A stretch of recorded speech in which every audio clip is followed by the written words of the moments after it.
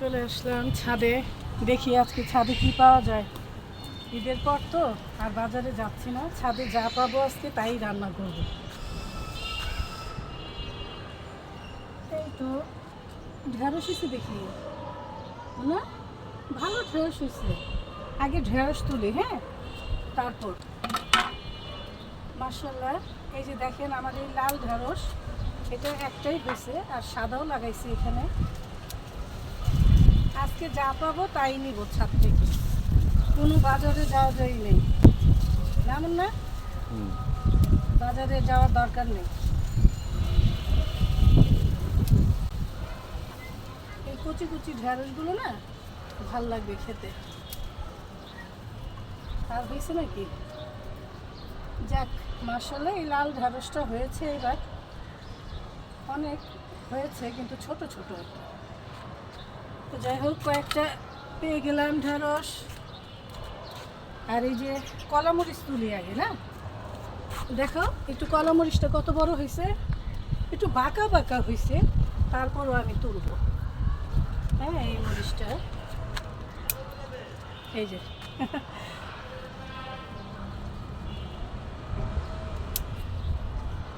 দেখি কয়টা তোলা যায়।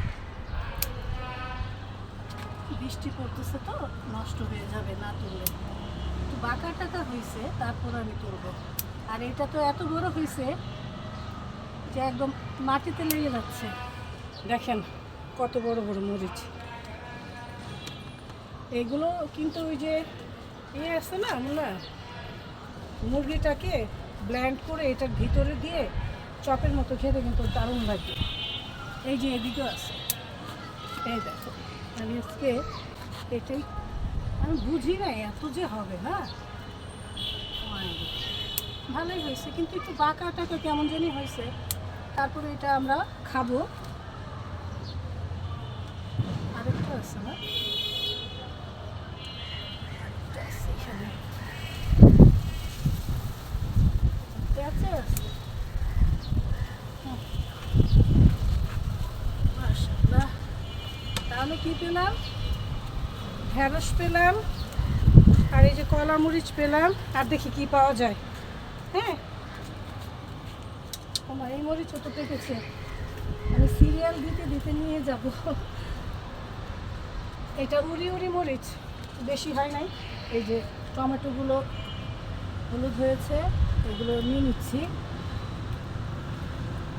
দেখেন কি সুন্দর টমেটোগুলো, নিচে তো অনেক টমেটো, একদম পাতার তলে বোঝাই যায় না। কাঁচাগুলো উঠে না, একদম নিচে মাটির সাথে ওটা ইয়ে হয়ে যাবে না, একদম মাটির সাথে লেগে আছে। হ্যাঁ, এগুলো উঠাই ফেললাম। ওইটাতেও আছে নাকি? না, এটাতে নাই, এটাতে ছিল। যাই হোক, আর এই যে দেখেন এটা তো রাখতে হবে, এখানে রাখি না।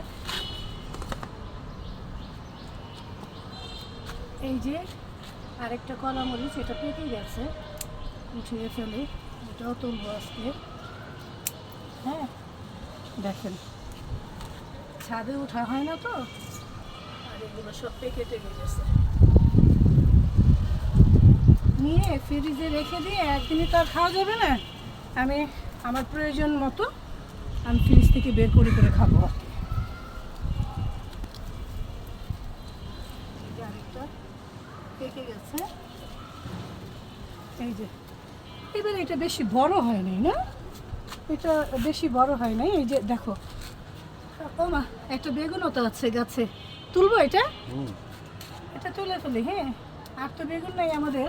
এই যে ও আছে, এই যে মাশাআল্লাহ দেখেন, এই যে নাই নাই বলতে বলতে দুইটাই পেলাম। এটা বেশি ছোট, এই ছোটটা উঠাবো না, দুইটা বেগুনি তুলি আজকে। আর এই যে দেখো একটু মনে, একটু দেখো, দেখো কত কাঁচামরিচ এই যে পেকে আছে, আমি সবগুলি তুলবো আজকে। আলহামদুলিল্লাহ, আল্লাহর কাছে শুকরিয়া।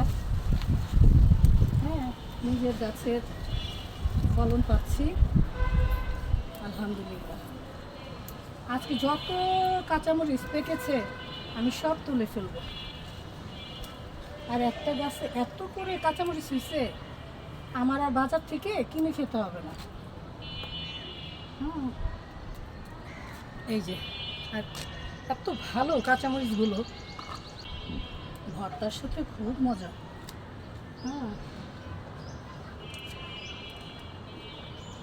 মোটামুটি এই গাছের সবগুলো আমি তুললাম। হ্যাঁ, আরেকটু ওই যে কাঁচামরিচ নিচে বসছে।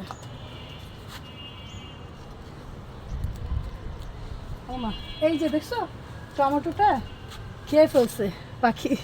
থাকে এটা রেখে দাও, পাখি এটা খাবে। শুধু আমরা একা খাবো, পাখি খাবে না? পাখির পানি দিও মুন্না। গাছ থাকলে পাখি আসবে। অনেক কাঁচামরিচ পেকে গেছে আমাদের। একটু গাছটা একটু দেখাও না, এত সুন্দর। একটু ক্লোজলি দেখো, দেখো ওইটাতেও কত পাকছে। তো ওই পাকাগুলোই তুলবো, আর কাঁচাগুলো আমি রেখে দিব। এগুলো তরকারিতে দিয়ে দিই, আস্তে আস্তেই দিয়ে দিই, না হয় যেই ঝাল। আর আমার ঘরের মানুষ তো আবার ঝাল খায় না। দেখো কি সুন্দর লাগতেছে না? এই গাছটা ভরে আমার কাঁচামরিচ হয়েছে। মাশাআল্লাহ, কি যে ভাল লাগতেছে না তুলতে। মাশাআল্লাহ,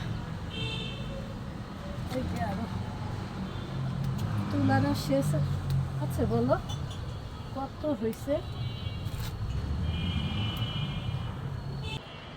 কখনো ভাবছি যে আমরা এইভাবে আমাদের নিজের হাতে লাগানো পান গাছ থেকে পান তুলে তারপর পান খাবো? বলেন। বড় টাকাটা উপরে। মাশাআল্লাহ, দেখো কতগুলো পান। কি সুন্দর একটা বেগুন হয়ে আছে। এটা তুলবো আজকে। ধরো তো মনে, এটা তুলি। দেখো আল্লাহর কি রহমতে এই বেগুনের জাতটা কিন্তু খুবই ভালো। একটা না তো, ওদিক দিয়ে তো আরেকটা হয়েছে মনে। এই যে, এই যে আরেকটা। পারো আল্লাহ, দুইটা। তুমি চেক করবে না? দেখ, দেখেন এই বেগুনের জাতটা কিন্তু খুবই ভালো এবং খুবই মজার। একটা দেখলাম পাতার নিচে, এখন দেখি আরেকটা ওই পাশে। আর পুঁই শাক তুলবো আজকে। হ্যাঁ, এই যে এই কচি কচি এগুলো কিন্তু খেতে দারুণ লাগে। এই তো আজকে পেয়ে গেলাম পুঁই শাক, বেগুন, কলামরিচ 2 ধরনের, তারপরে এমনি কাঁচামরিচ 2 ধরনের, টমেটো। আর কি লাগে বলেন? ছাদে আসলে আর বাজারে যেতে হয় না। তাই বলে কি সবাই গাছ লাগাবেন এবং এরকম ফলন আশা করবেন, দেখবেন হবে ইনশাল্লাহ।